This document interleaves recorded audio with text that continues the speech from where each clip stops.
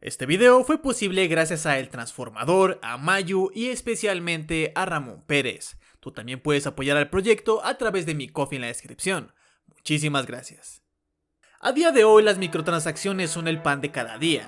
Dicen las malas lenguas que todo empezó porque Bethesda quería vender armaduras para caballo en Oblivion, y desde entonces hemos ido escalando a skins, cajitas sorpresa, pases de batalla, etcétera, etcétera. Mercancía que compramos dentro del juego y ahí queda. Sin embargo, no siempre tiene que ser así. En juegos MMO como World of Warcraft, los objetos por lo regular se pueden intercambiar en casas de subasta y se genera una oferta y demanda por dichos artículos.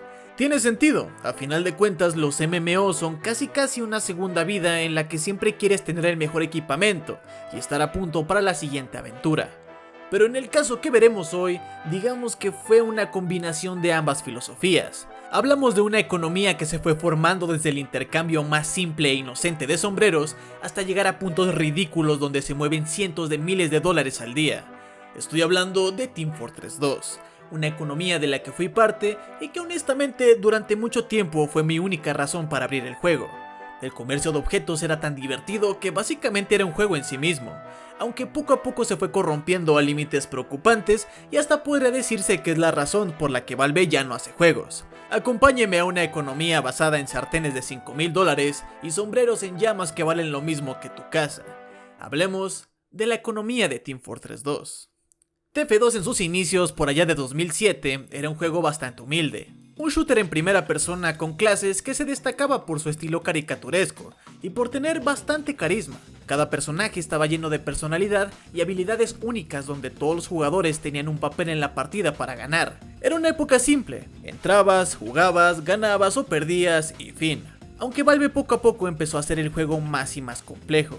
Por ejemplo, empezó a añadir armas que sustituían las que venían por defecto.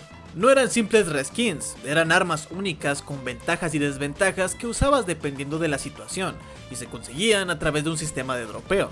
Es decir, tú juega tranquilo y cada cierto tiempo te saldrán armas aleatorias. Nada mal, ¿no? Estas armas agregaban complejidad y siguieron agregando más conforme pasaba el tiempo, hasta que llegamos al 2009 con la actualización del Sniper contra el Spy, que fuera de las nuevas armas, lo importante era la adición de los primeros sombreros. Simples objetos cosméticos que podías poner a tus mercenarios para verse más cool, no afectaban en nada al gameplay. ¿Y cómo se obtenían? Fácil, jugando. Los obtenías aleatoriamente como las armas, pero era muy raro que aparecieran. Y ahí empezó el problema. Piensa que en un juego donde todos los personajes se ven igual, obviamente la gente se iba a obsesionar con cualquier cosita que diferenciara a mi mercenario del tuyo. La fiebre de los sombreros había empezado, y la gente creó servidores enteros para hacerle creer al juego que estabas conectado mientras te ponías a hacer otra cosa, los famosos servidores idle. Así maximizabas tus chances de conseguir un sombrero sin tener que jugar, y había usuarios que lo llevaban incluso más lejos creando software especial para farmear horas de juego. A Valve le empezaba a preocupar este tema, así que decidieron implementar un sistema para que la gente pudiera obtener sombreros de forma más sencilla. De esta forma veríamos por primera vez el crafteo de objetos. Era bastante simple, tomabas dos armas de tu inventario que no usaras y las convertías en chatarra. 3 de esas chatarras hacían un reciclado, 3 reciclados hacían un refinado, y con 3 refinados conseguías un sombrero al azar. Sí, te iba a tomar una tonelada de tiempo conseguir todo ese metal, pero hey, era una alternativa. Eso calmó un poco las aguas, pero la gente quería métodos aún más fáciles. Querían sombreros y los querían ya. Así que Valve usó la opción nuclear. Y en 2010 llegaría la actualización que revolucionaría la venta de skins y los sistemas aleatorios como los conocemos. Tendríamos la actualización de la manconomía. Y oh amigo, vamos por partes. La novedad principal era la tienda del juego, donde podías comprar cualquier sombrero con dinero real. El problema, bueno, los precios de la tienda eran ridículos. Había sombreros que costaban 10 o hasta $15. Era obvio que no mucha gente los compraría, pero eso Valve lo sabía. Es ahí donde entraba el otro sistema del juego.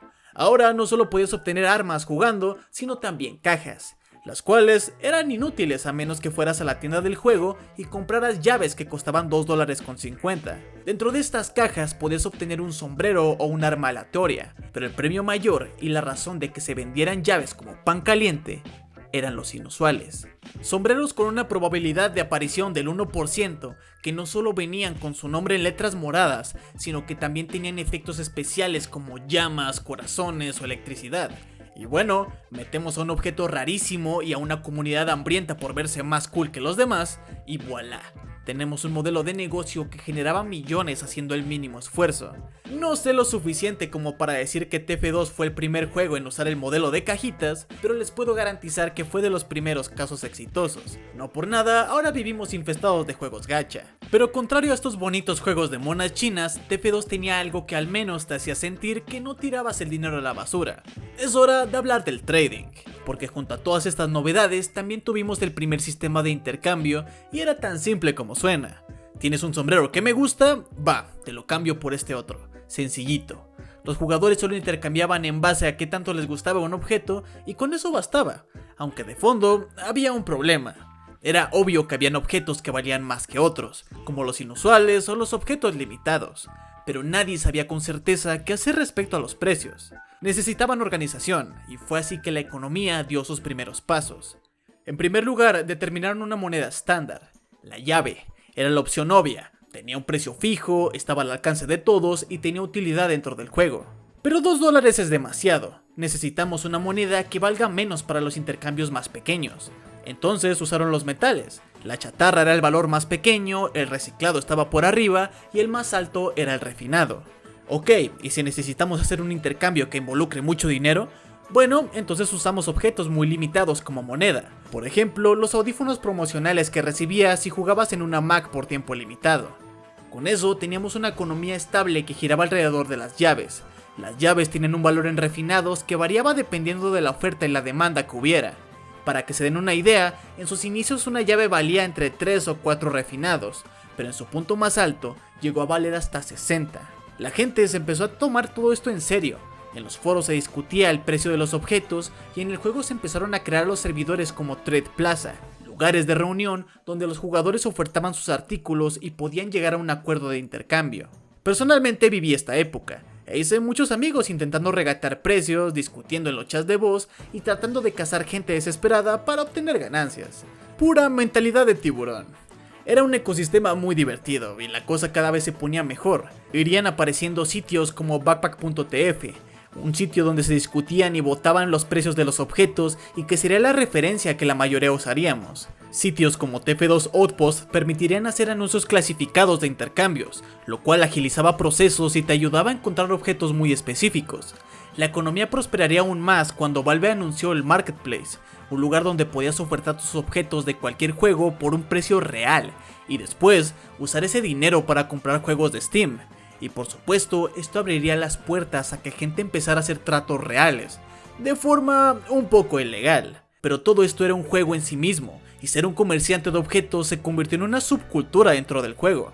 Había youtubers que se dedicaban de lleno a este tema y daban tutoriales de negociación y trucos para obtener ganancias, y mis favoritas personales eran las series de Rag to Riches, donde un jugador se proponía obtener un objeto inusual partiendo de tener tan solo una chatarra, todo a punta de cazar ofertas y tener labia para hacer buenos tratos.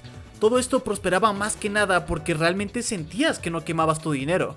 Si comprabas un objeto, tarde o temprano tu dinero siempre regresaba si eras bueno en esto. Vamos, a día de hoy sigo comprando juegos a punta de vender objetos que conseguí hace años en el juego. Valve veía las cantidades absurdas de dinero que traía esta economía y la impulsó activamente.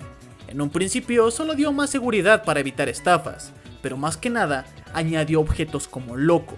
Ya no solo teníamos sombreros, tendríamos los cosméticos, ya fueran trajes, pantalones, zapatos, playeras, máscaras, tú nómbralo. Llegarían las burlas, los objetos empezarían a clasificar en distintos tipos de rareza, y esta hacía que su valor variara. Llegaría Man vs Machine con armas únicas matabots, objetos que contaban tus rachas de muertes con efectos saliéndote de los ojos y las preciadas armas Australium, algunas de ellas costando hasta $5,000. Los hechizos también tendrían valor en el mercado al darte efectos únicos al caminar o al morir.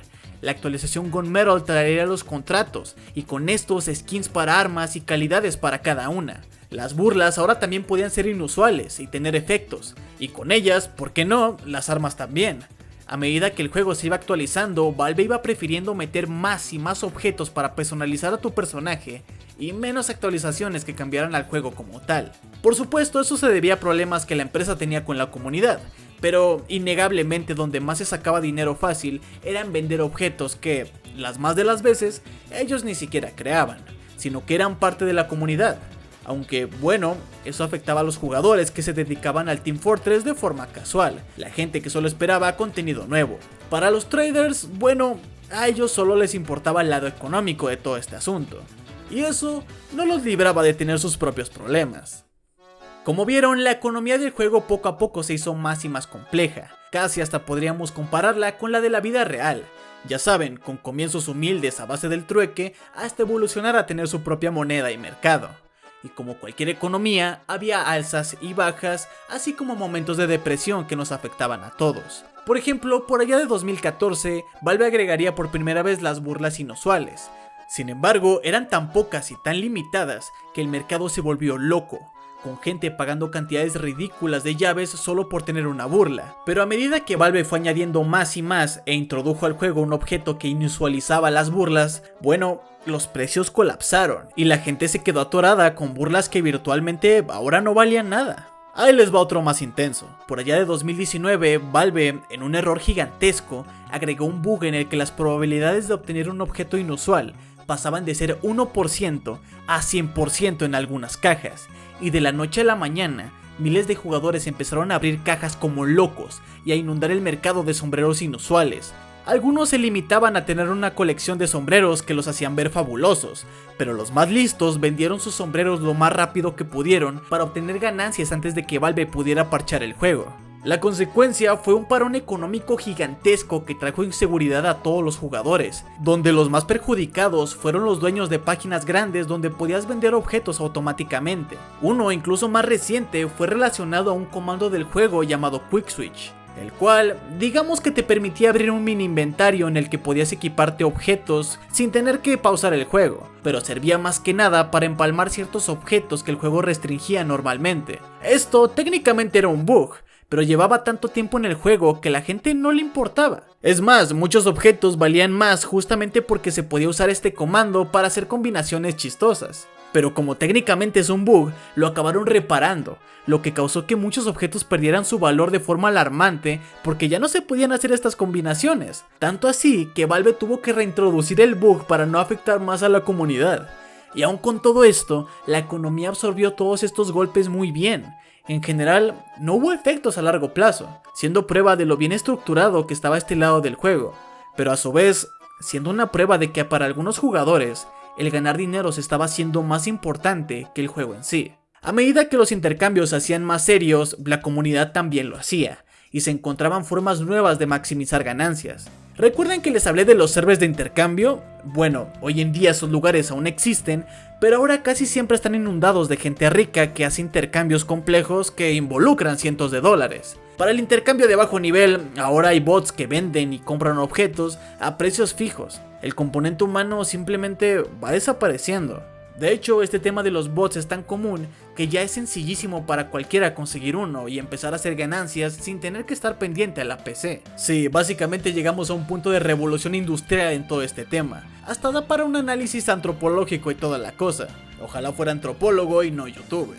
En cualquier caso, si suena que se corrompió toda esta cosa, es porque en parte lo hizo.